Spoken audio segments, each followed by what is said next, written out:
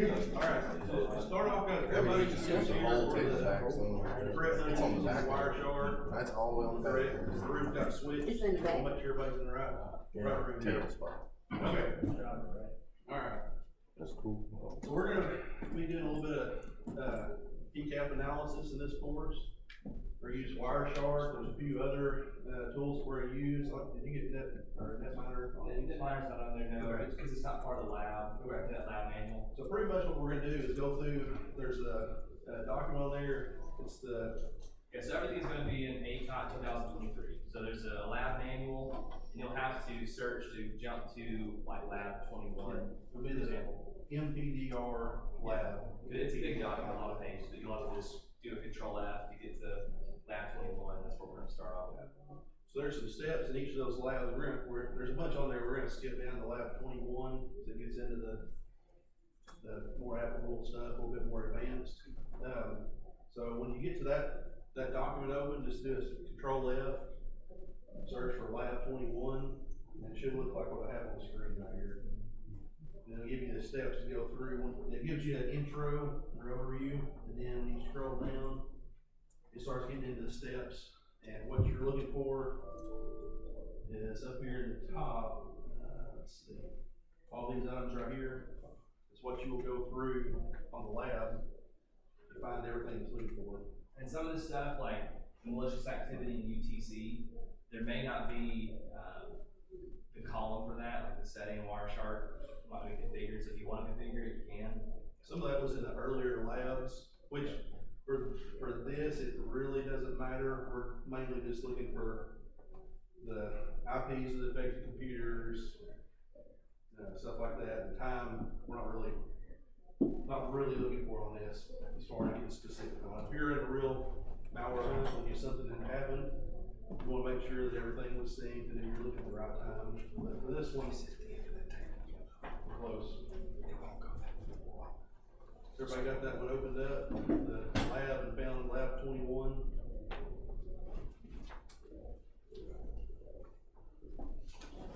If you have, just scroll on down to the next page, and we're gonna walk through, that lab 21. It's gonna be looking for these items. I'm gonna go ahead and kind of walk through some of this on my own. I wish I had a second screen, it would be easier to do that.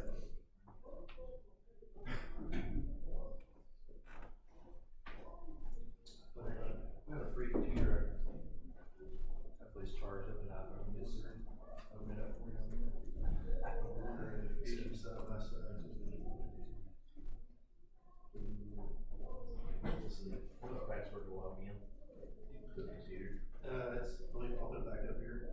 It's the one highlighted in yellow there. Did everybody get logged in on the computer?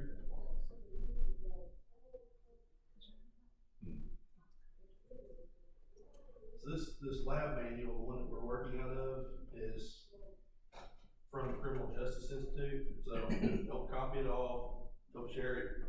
So this is just part of the lab that we're working through. I think me and Josh and who else was there? A couple of the other co-op techs went through this about a year ago.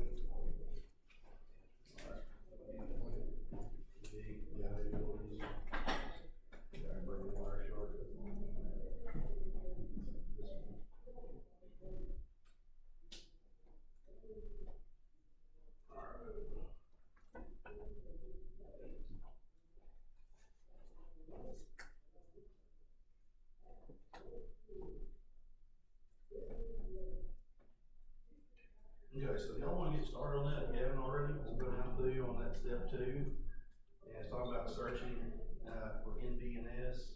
Anybody know what NVNS stands for? I just realized I've got extra columns on here that we'll go back and read for real quick. So it looks a little bit more like those. Windows name service? Mm-hmm. There you go, bingo. There you go. So I'm just gonna walk through this lab here, and y'all can follow along as you go. It's gonna be difficult to have both of them open. If you want me to, or if it'd be easier to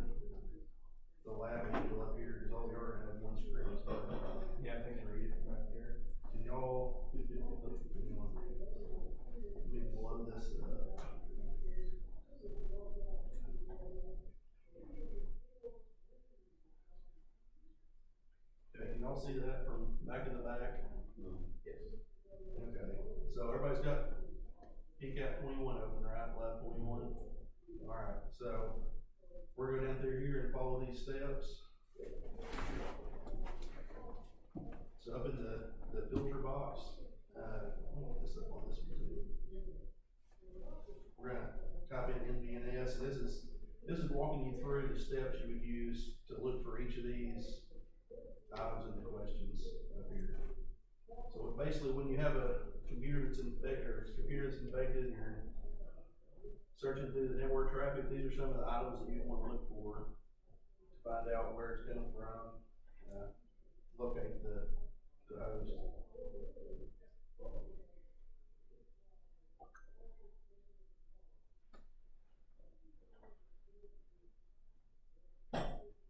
If you want to switch back and forth on your own, that is fine as well, but it is hard to do it on one computer with a lab manual and.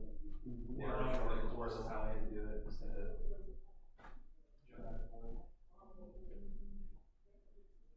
So when you do the filter for NVNS, it should look like what's up here on the screen. And so you'll need to expand out the items down here at the bottom.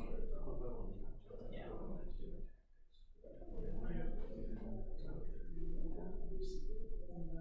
Yeah, the bottom part, and that host name service. So this is answering the question, what is the host name of the infected computer? Yeah, and by the way, in this scenario, where this packet capture would come from, like an IDS system. So if something would trigger that in the network, it would capture. So that's. Yeah, if they're suspecting a computer that was infected, I know you've done that on a few of them, some of the incidents, we suspect it's compromised, do a packet capture from it, see if it's talking to any other computers on the network it shouldn't be, or out to any other. Which if we have time, I can show, kind of some of the stuff that I do, because this is sort of just hand-holding, walking you through it, but to actually find malicious activity, some of the stuff that I use, like, to see what machine's talking the most, what protocols it's using. That's a little more helpful in a live scenario. And some of these, I would like to, if we go through these pretty quick, I'd like to show you some of these websites. Yeah, and we might do just one of the labs or something. We may get through this first lab and then upload it to Packet Total and show you some of that and go through. Because we definitely will not have time to go all through. Yeah, I don't think so. Okay, so did everybody find that NVNS, find the name? Alright, so that answered one of the questions. And there's also, in this one is the IP address. That bottom one highlighted in red. It also has the MAC address as well. So that answered three questions: IP address of the computer, MAC address, host name. All right, and then let's get down to the account name. And usually, if you do a packet capture and you don't have a specific target selected, you're gonna have a lot more than just one computer in here to filter through. So, unless you really know what you're looking for and have a specific computer in mind that's infected, it's gonna be really hard to just look down through these and just find one. You're gonna almost have a target in mind when you're looking through these. Like I said, our behavior, you can go look at conversations and see that, okay, this workstation is sending an absurd amount of packets to an external IP address, or vice versa. And so you can find the affected accounts that way as well, and then start using these other tactics to get kind of drill down into it. All right, so if you make it down here to page 136, step 3, I'll try to blow that up a bit, because I imagine it's kind of falling back. This is the string that will enter into the filter, so you can clear out the NVNS, and enter in this string to search for the packets that have the username in it, CNAME string.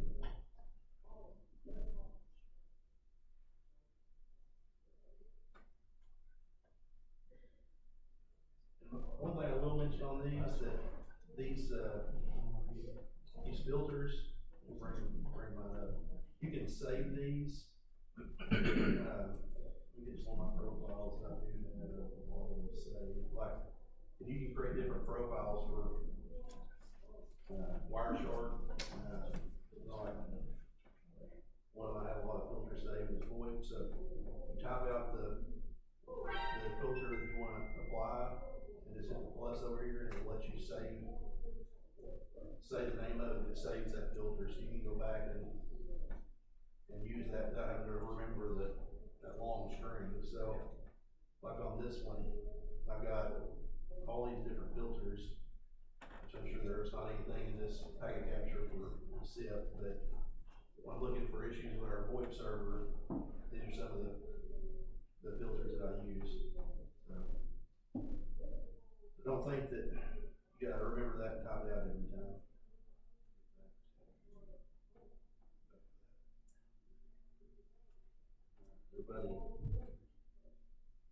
Everybody found that section for it?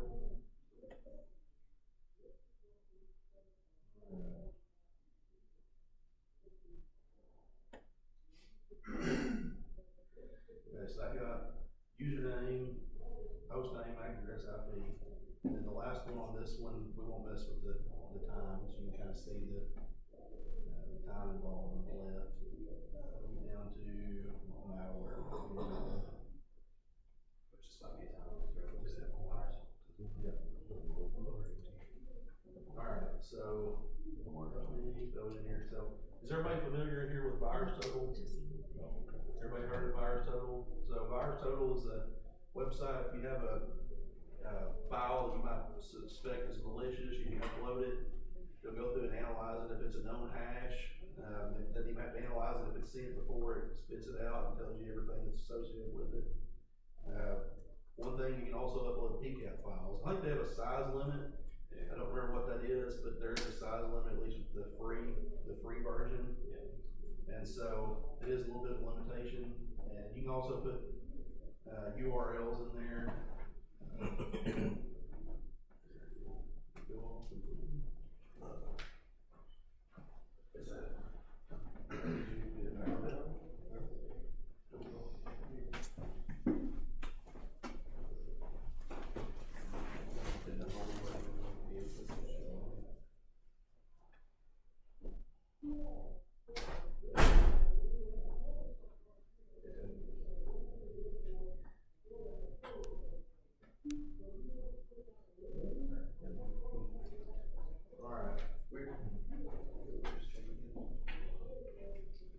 And do be careful if you're gonna put your actual packet captures from your environment into VirusTotal. If you don't use the paid version, that is now public information. So you're putting a lot of your sensitive data into VirusTotal. Wouldn't recommend it unless you do a paid version. Yeah, I think if you do have the paid version, you can re-download these and analyze them. So anything you upload. I might be wrong, but there's Joe Sandbox, I think what it's called. I don't think it saves the information to the public. Might have to check me on that, but I think you can put it in there and it doesn't save it like VirusTotal does. So let me show this. This is just virustotal.com. It's got a file upload, so you can either drag and drop or select the file. URL, you have a URL link that came in an email, suspected phishing. You can drop that in here and it will go through and scan it.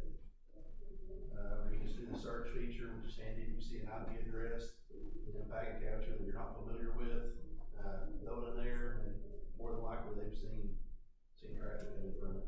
Yeah, and it'll give you the whois data, so you'll know what country it came from. That's all integrated into it. Yeah, it's integrated. Alright, so I'm gonna throw Yeah, this. it's pretty handy. Yeah, you swap it with. Put this on. Joe what? Joe's Sandbox. I believe is what it's called. So yeah, I do check that, cause like, I'm not 100%, that's what I've been told, but that's usually running up. There's still no sure. What?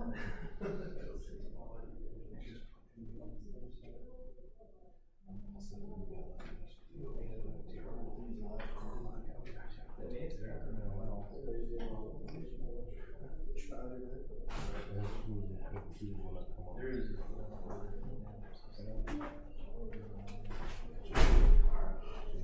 Alright, so I'm gonna upload our lab 21, same one we were looking at in Wireshark. So we're gonna upload the virus total. And so you can go through here, it's got different tabs: detection, details, relations, and community. So you'll notice this one doesn't show anything that's detected. It goes through and runs it against all these virus or antivirus vendors. And checks it. Some files you'll see this will light up in red. And it's, I mean, they'll have like 50 out of 60 light up. So you can go through and check these details. Gives you the hashes of the files. Tells you what file type it is, where it's you can see on this one, it gives you the submission history. So this one was initially submitted back in 2018. So this is used by CJI, I'm sure every class that went through is having to go through and upload it. So, and we'll see that on the other side that I did as well. So, hey, this was already being seen. So, Yeah, that's why you see that the names are like, traffic exercise, class 1. yeah, so every one of them had that same hash. These are some of the names that has been given when it was uploaded. Which comes in more handy, like on a malware file. Yeah. You can see some of the names. This one's not super relevant. One good thing on this one, it shows the DNS request. So in that P capture, everything that computer went out and looked up a DNS request on, it shows it in here, it shows the reply. So this one you can see, I believe, if I remember like one on the lab, this Moon Industries was the domain that this computer is joined to. So, Which when you're setting up your columns, it's really handy to have name resolved, so you don't just have the IP address. You know, it'll have the IP address, and you also see like google.com or Moon Industries will be in your columns, which you're looking at, but you have to set that up. So if you look down through, we're gonna get kind of off of the questions a little bit, but some of the stuff, when you look at the DNS request, most of this stuff you'll recognize. You know, of course, the Moon Industries, you went through the other PCAP files earlier in the course. But like this one right here, this one, you know, kind of stands out as an odd request. I don't know how you say that, Benziki cartel.dns. So, which is a dynamic domain name server, so it's like you can get your own like free domain name. Usually that's kind of fishy. The actual business is not gonna have that as their domain, so that's just kind of something to look for. It also runs it through Snort, Suricata alerts, and so you can see some of the alerts that were hit on this PCAP. I believe this is where it talks about what type of file was that question I was looking for. What malware might be involved. So one of these, yeah, dark comment. So if you look at the snort rules at the bottom, so this one was identified through the traffic as part of dark comment. I'm not exactly sure how they do that. I don't know if it's what IP addresses it's talking to or the domain it looks at, but all the rules that went through, that's what it identified as. So, and one reason that's important is if you do have something infected, you kind of want to know what that threat actor does. You know, it may be one that encrypts stuff, it may be one that steals credentials, and you may want to treat it differently depending on what that threat actor is going to do. So it's always good to kind of know what you're working with.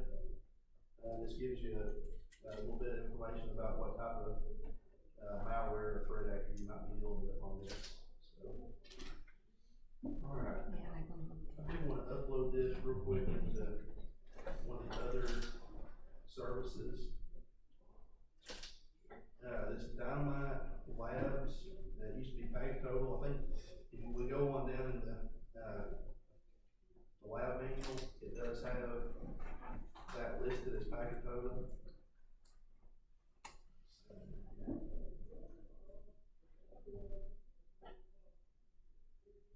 And again, this one, I think it will actually go some warning here a little bit. It's another one that when you upload it, it's available to the public. So if you have anything that confidential data, passwords, I would upload to this one.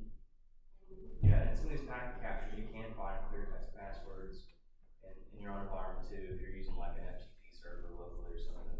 Yeah, so That was this absolutely clear text. is the warning it gives you. It says your packet will be made public on analysis. So it's something to be aware of. At the top, it says another file with SMD5 has already been identified, so it's already seen it. Most of the time, you would not ever see that unless it was a lab PCAP that you, if it's an original, you won't notice that. So this site's kind of neat. It gives you a graphical breakdown of the IP address of the computer that you captured from, and it shows like what everything you talked to. So you can see that the main one doing the talking here is this 1023 1.205.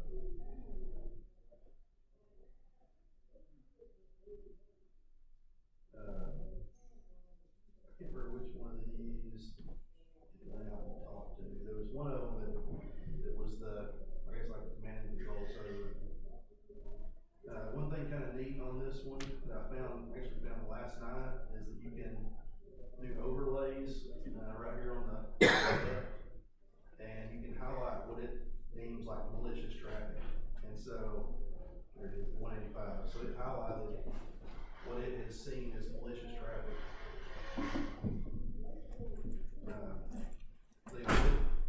This makes it really easy to go through and identify stuff. Still need to know Wireshark, go have to look at specifics, because this doesn't give you the specifics of the packet or what it was sending, stuff like that.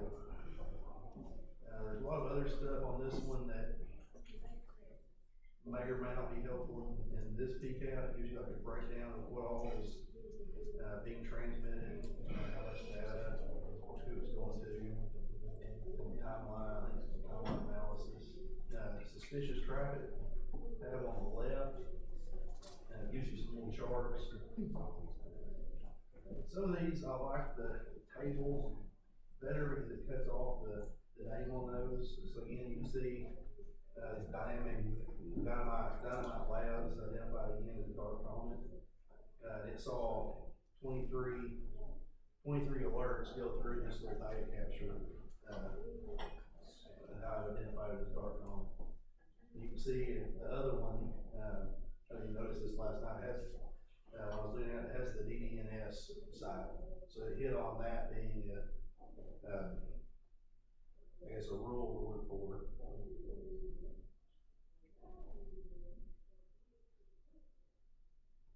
The host tab, this gives you a breakdown of what type of traffic was being transmitted over that host. So you can look and see it, HTTP, DHCP, SMB. I believe this one was our target on there. So you can see it had a lot of stuff going on with it. I'm going to do some of these pretty fast. If we don't, we're not going to get through other than one PCAP file. 45 minutes is pretty. I mean, is there anything in particular you guys want to see, something like that out of Wireshark or threat hunting in general? And by the way, threat hunting is not technically what we're doing here. This is more like digital forensics, investigative response, or incident response. Threat hunting would be if you, in your network, just decide to go looking for bad stuff. So, just a little note in that. You can use Wireshark for it. You can set it to mirror a port on your core switch and just do a minute-long capture and then start looking for malicious activity. Kind of use some of these tips we're talking about to, see who's talking the most and who they talking to. Y'all ever use Wireshark that work doing captures check anything out like this, or is this all pretty new stuff? Our network, yeah, it does, just keep an eye on the network, so it's not using that much.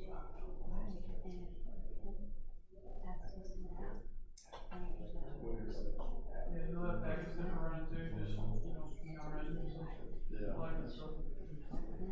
Most of the time on the events that I've got in on, we have not had packet captures. It would be great if we had a log or Yeah, so, an event log that would capture those and save them, cause yeah, you can dig in and really find a lot of data in here that you won't find anywhere else in the logs. yeah, and that's the hope, there might be maybe, backward history, maybe by the time history rolls around, we'll have something to look on Snort and Kibana and these different open source tools to actually do network intrusion, capture it. That would be super, super helpful. Go ahead. Yeah, Snort help. Those different sort of tools. Our firewall, we can set the capture. Okay, cool. Captures everything, so it's on the edge. Yeah, and I think this, so one of the things we need to also say is to establish a baseline of your network activity. That's really important. I know they said stuff like that in there too, but, you don't know it's anomalous if you never look at your network traffic. So, that's a takeaway from this slide.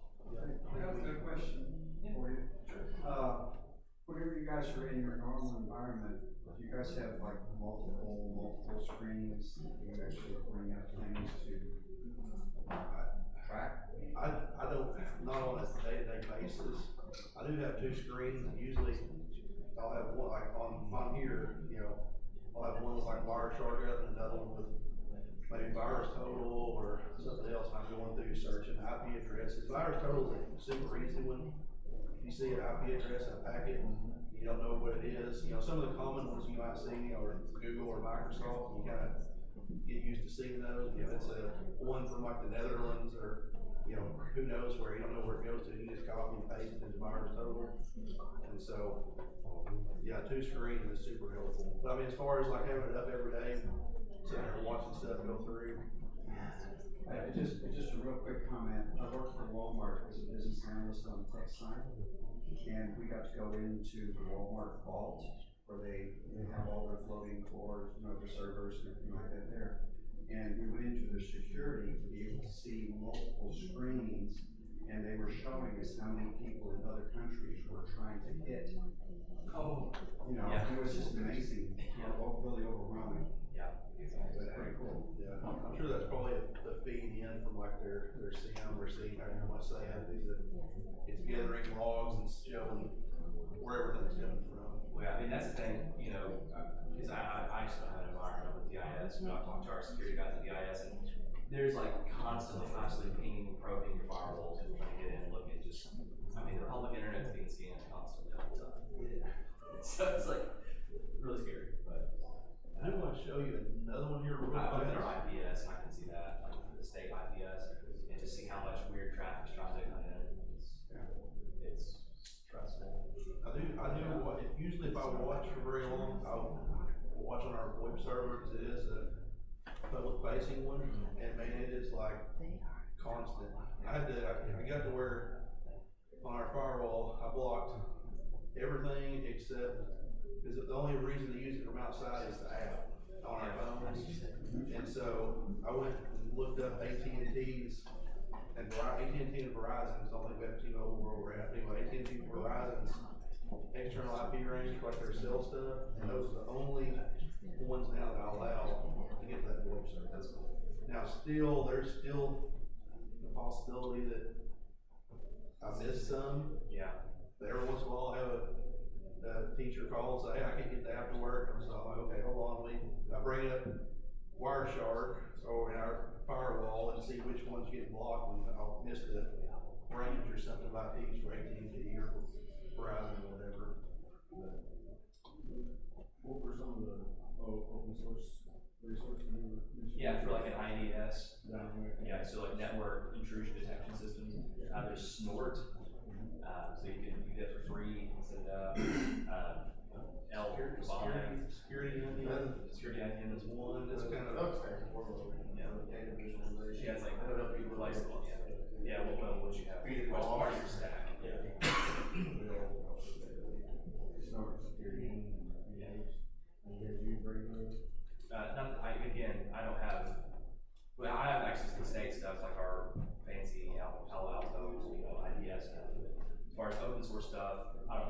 because I just help you guys, so.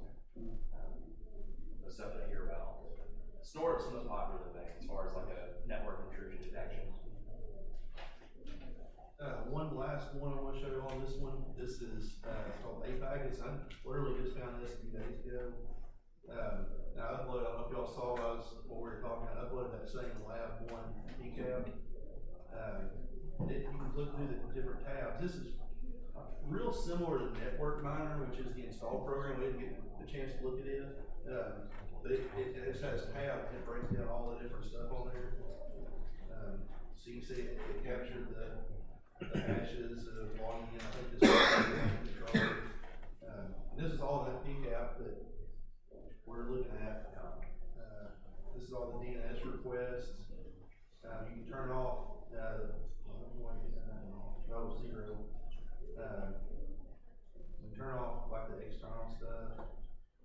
And so this is this one's pretty cool. That's really cool. It's really cool. Yeah. That's So I just found this useless. one, I've just been starting to play with it for a few days. Yeah, wow. But anyway, so I mean, this one, this is one of our questions on the Everything you would thing. Yeah. So it's got the PC name that we were looking for a while ago. Now, do you know if it saves this public information? I think when I uploaded it does. Yeah. So there's, I mean, almost all of these, unless you pay for the pro version or paid version, everything you upload is gonna be public. So that's the only bad part about some of these, which more than likely there's probably not gonna be anything in there, but you never know. Shows all the connections. There's that Benzene cartel, BDNS, so it was over in, where's that? UK. Open ports that we're connecting. 80443. No pictures in this one. I think one of the labs that was pulling a picture out. Yeah, it's part of the lab, it's like reconstruct a picture. Yeah, so this one will actually, if it's transmitted in clear text over HTTP, if it's HTTPS, it won't get it, it's encrypted, but if it's HTTP, which we still see a lot of the malware sites, are just HTTP, so a lot of it's just in clear text. That was just one to do something Microsoft. Anyway, this one you can look through, there's a lot of different stuff in there. It gives you a little bit of a chart here on the breakdown of networks. I know that's really small there. Load it up.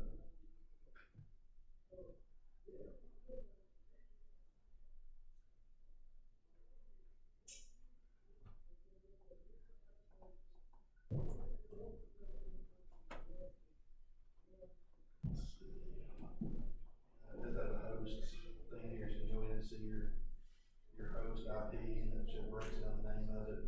So this one's been kind of a neat one I've just found, so. Alright. So those are the tools that went over. The only one we didn't go over was Network Miner.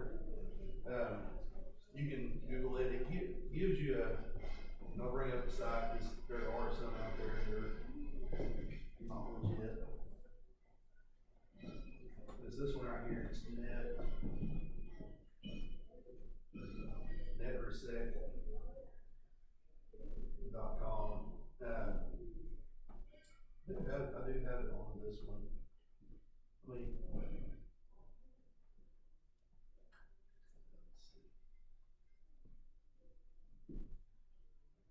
may just get through like one.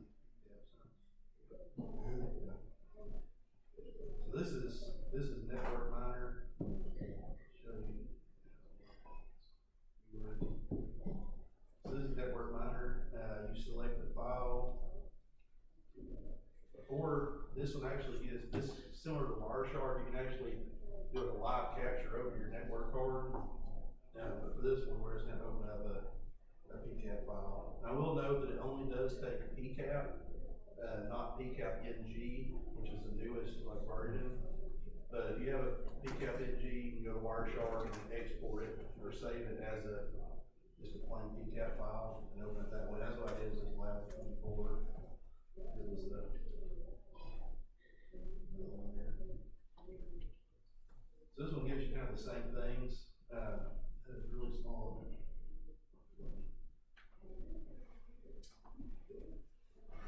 All of y'all see that back in the back? And, I can't see it No. from here. It's pretty small. Sometimes I throw it alive. Yeah. Where? I thought Have that any options, yeah, like Control Plus or anything? Yeah. I don't see anything on there. Anyway, yeah, but you can download it, play with it yourself on there. But it has those same tabs. It shows what files were transferred over, which most of it's just, certain files or, websites. This one doesn't have any images. I will show you one real quick that did have an image. It was that Lab, 24. I do want to show you one other thing on this too. Oh, wow. I know it's hard to see. I wonder if I can. Use the magnifier or something? Yeah. Size. Maybe, let's try. That any better? A little better, okay. Alright, so on this one, that already popped up in line with transfer. One thing to note, when you start opening multiple PCAPs for this, it puts like a case panel over here. So if you only wanna look at like one PCAP at a time, you have to go over here, like we had 21 open, and you'll right click and remove, select it, otherwise it puts everything in there from both PCAPs. And then hit reload at the bottom, you'll see these tabs up at the top, update and everything will go down on it. So yeah, so now we'll have a few things. So this one, in Wireshark, you can actually, go through, and one of the things, Lab 24, it shows you how to pull out a image file, manually from Wireshark. If you use Network Miner, it does it for you. You can go through here and you can see the picture that pulled out. Makes it a little bit easier.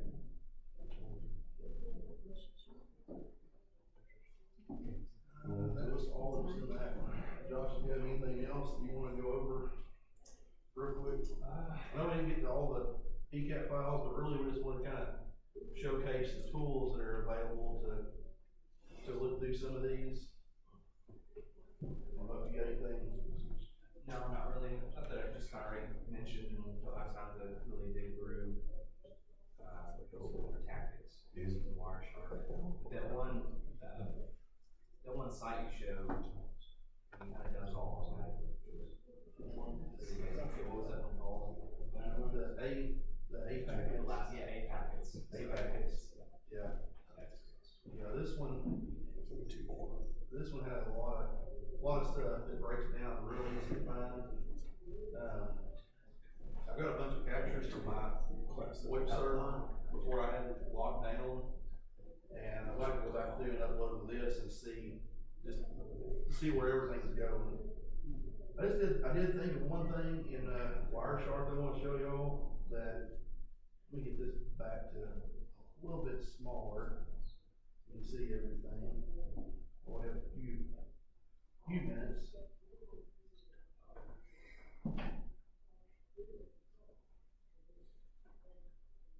In Wireshark, you can actually, import like the geolocation, rules, and in Wireshark, you can see the,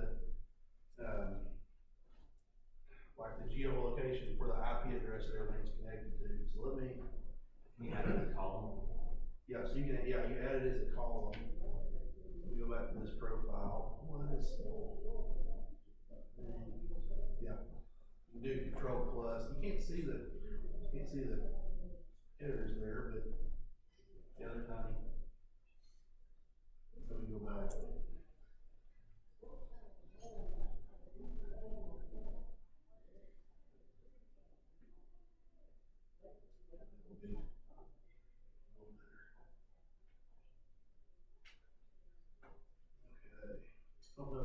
this one may not have a lot in there, on external, but you can see, I've set up a column up here, that's called source or destination GeoIP city. And then if I set up one with Ford as well, so you can see, let me scroll down through here and see if I can. Well, I'm gonna do this, but I'll sort by that column. See if there's any, there's nothing in this tag capture. There should be though, to talk out to. Oh, that's what it did. Yeah, there they are, okay. So, yeah, we're about out of time, anyway. You can set this up, if you can Google it, it's really easy. It's called MaxMind database. And basically, Tim signed up for a free account, but you download 3 files, and then you go in and put them in preferences. So edit preferences, I believe it's name resolution. Yeah, name resolution. And at the bottom, it's got MaxMind database directories. You just tell it where those are located. And I believe they're XML files, remember right?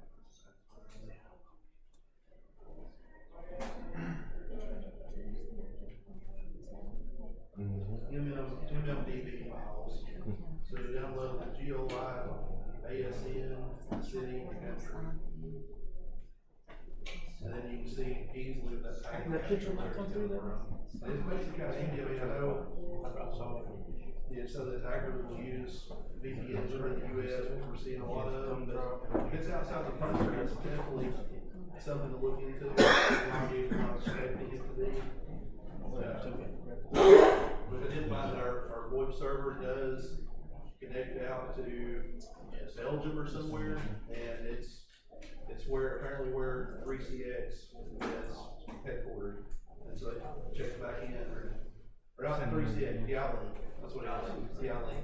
Because our VoIP phones are Yelling, so they connect out. So when I was watching our VoIP server traffic, yeah. I think it's the stun.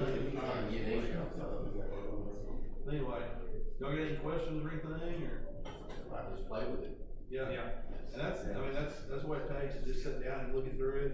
I mean, I enjoy this stuff. Yeah, and it is a hard session to do in 45 minutes, because really you need like half the day to kind of set up Wireshark and kind of lay some groundwork, but we unfortunately didn't have that kind of time for this, but.